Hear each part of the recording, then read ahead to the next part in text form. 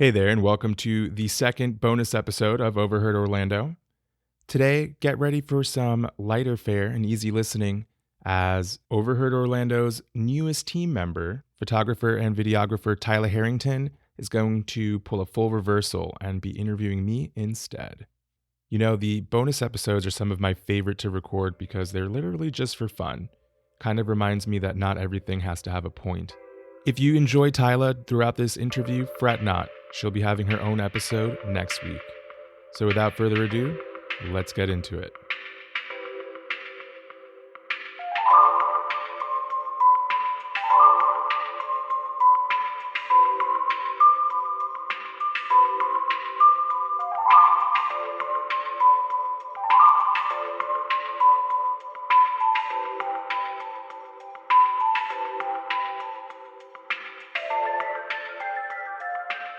So, Tyla, I'm going to let you take it from here.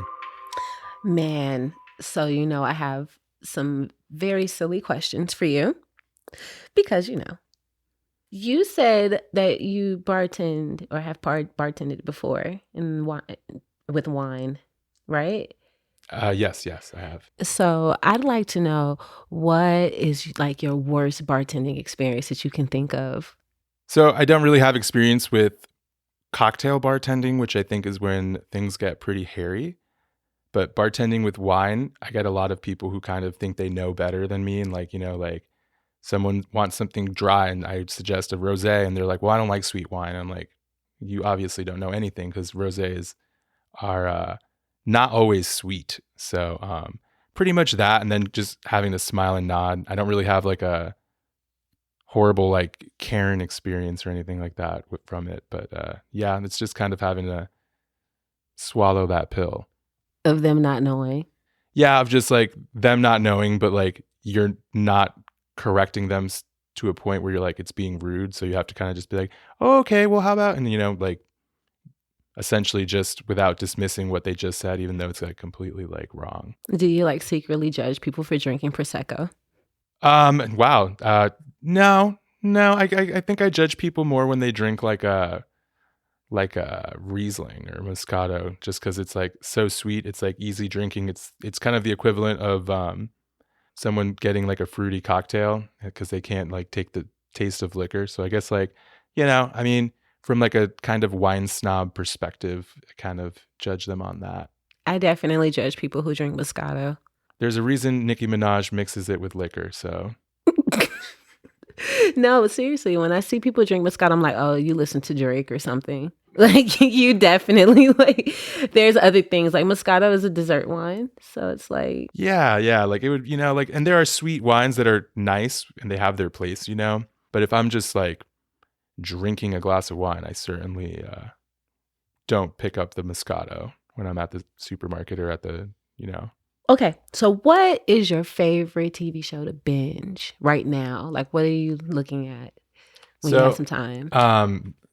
that's a great question. So, binging. So the TV show I'm kind of binging, my friend just got me into.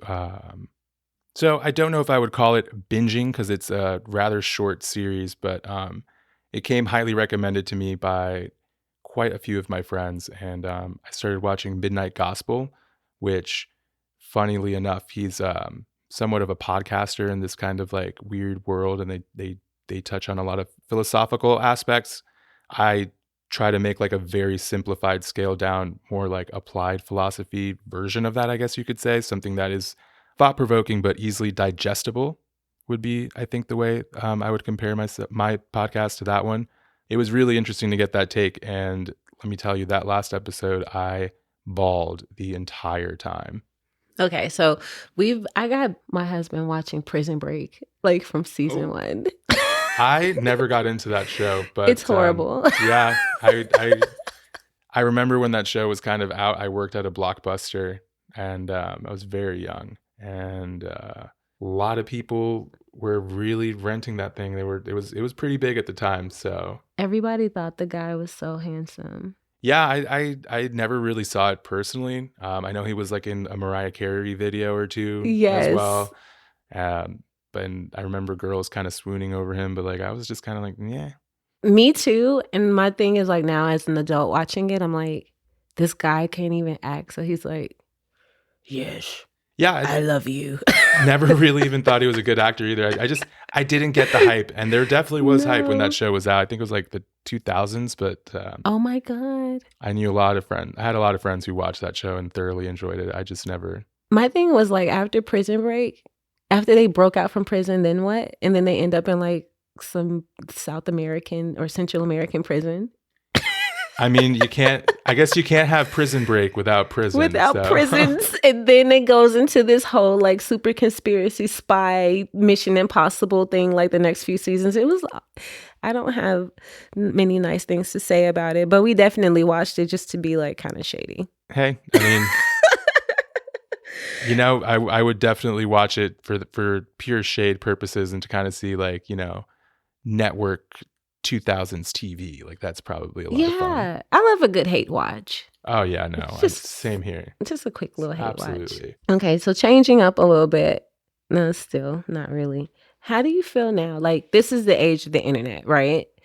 So we keep seeing all these different types of social medias popping up. How do you feel about these middle-aged TikTokers? So I kind of got into this in another episode where it was a Gen Z based episode, and a lot of people are asking me. I've gotten this question a lot, like, "Are you going to do a TikTok? Are you going to get a TikTok for the podcast?" And I'm like, I would have to figure out what kind of content I would put to TikTok. I haven't even really scrolled through it enough to know, like, I see some TikTok videos that are kind of like Vine-esque, and sometimes they're funny and sometimes they're very cringy. So, middle-aged TikTokers, hey, I mean, if you have the free time, who am I to tell you what to do with it? I just haven't found myself there. You know, I don't foresee myself going there in the near future, but you never know. I mean, we'll see. We'll see. Like I said, it has some Vine qualities that I do really like, but I liked Vine. yeah, I did like Vine a Vine lot. was funny. It'll never be Vine, but like, sometimes when I see the videos, it's pretty cool. I don't like the lip syncing. I'm not particularly fond of like the magic fucking makeup brush ones, or like now there's this new mirror wipe one that's really stupid. But if that's what you like to do, I mean, I think it's for the kids. I really wish people would just leave it for the kids. yeah, I mean, it really is for the kids, and I think most of the people that are on there are kids. One of my coworkers actually, she's like, I said something funny, and she's like, "Oh my God, you should try to get TikTok famous," which is pretty low on my list of goals. But I was like, "Girl, I'm a millennial. I'm not a Gen Z." And she's like, "Oh no, but look at my millennial friend. She had this millennial friend, and he was actually quite funny on TikTok. But if I ever become like independently wealthy and I just have like an infinite amount of time on in my hands, maybe if I find a very good reason to, sure. But yeah, I mean, like, let people do what they want. But I personally don't see myself going on TikTok or anything." Out of respect for the people that have Facebook ruined for them, aka me, I try to leave it alone. Like I remember being on Facebook and when it was about connecting with your friends from high school or college, and it was such a great thing. And then all of a sudden all these old church ladies started getting on Facebook, and then my grandmother's like hitting me up like, you got a new tattoo, and I'm like, why do you know this? And it's because all your church friends are following. Yeah, no, Facebook's really interesting because like as a social media platform, it's been around so long that it has taken on many shapes. It's been the center of a lot of privacy issues that are kind of going on as we continue to have the internet and face some unprecedented issues regarding that information. Back even before I had a Facebook, I know that it was for college students only. And, then they let anybody with an email address. And now literally everybody's on it. I really enjoy seeing my friends who have their like grandmas on it. And like in the comments, you see them write it like a letter. And at the bottom of the Facebook comment, it says like, "Love grandma," or like whatever. I think that's hilarious. But yeah, Facebook is just kind of something that I follow a couple pages on and get memes or like funny information, and that's pretty much that, because depending on what corners of Facebook you go to, it's kind of like a battleground. Like people It just like, is. You get to see who's racist uncle. yeah. Yeah, and the thing is like I have friends and like they just get into these arguments that are just not going to change anything and are not going to change anyone's mind. And like I get why you stand up for some certain things and like you should fucking say these things, but like these people, you know, there's whoever's on your opposing side, they're not going to listen to facts. They're in Mm-mm. their beliefs, and that's that on that. And they only want to see who agrees with them. Yeah, So it's not even. I follow this one page, and it's like about like capitalism, and literally there's screenshots of people's comments, and one person's just like, I don't really care what the facts are. Like I'd rather believe what I believe than believe something fake that goes with my beliefs than something real that might be socialist or some shit like that. And I'm just like, why even have news anymore? Just to have an opinion and it's fucking whatever. it's bizarre. It's absolutely bizarre. I struggle with it. So it's like when I see my children, because I have a 14-year-old, and I'm like, how do you feel about TikTok? They're now starting to turn off of TikTok. Yeah, it's like if when you're 14 and you really have your finger on the pulse of everything, like shit comes and goes quick. They're probably already on the next thing that we'll hear about in like 6 months and have an opinion about that, you know. They are, because I remember how like it was just now Snapchat, and it's like now if you're on Snapchat, you're behind, and I'm like, dang, okay. Yeah, I heard Snapchat's dying. I never really I have a Snapchat, don't really ever use it. I never use it. Never. I overused it when it was popular. Yeah, it's just once Instagram did the stories, I think a lot of people were over Snapchat forever. And now you can send like expiring messages on pretty much anything. So what is your favorite food spot in Orlando? So that's a very difficult question because I think a lot of it depends on like the mood I'm in. For example, I've worked on Park Avenue for quite a few years, and Prado is really delicious, but it's more of a destination spot. It's not somewhere you just kind of can decide on a whim to go. It's a little pricey, but the food there is really, really good. I really like Domu. Hate to be that basic bitch, but I love Domu. I love Pom Poms. That's a really, really great place to go as well.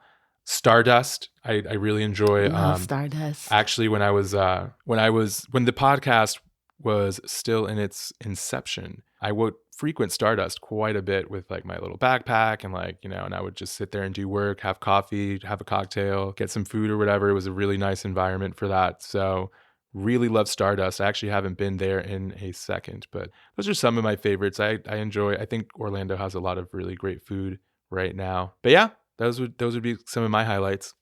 I like Tori Tori. Oh my gosh. So my only experience with Tori Tori was my roommate's birthday, and it was so incredibly busy that we didn't stay very long. But I would certainly love to give it another shot, especially because it is kind of like the sister restaurant of Domu. Yeah. you know what? I had Tori Tori after COVID. So when we started just getting takeout.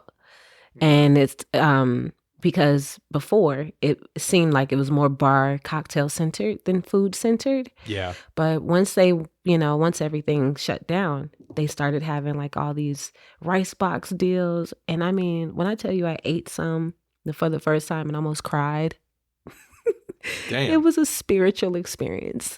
You know, there is some food I had that I cried once and I can't remember what it was. Which is ironic because you'd think like that would be a memorable meal, but and that, my friends, is soul food. Yeah.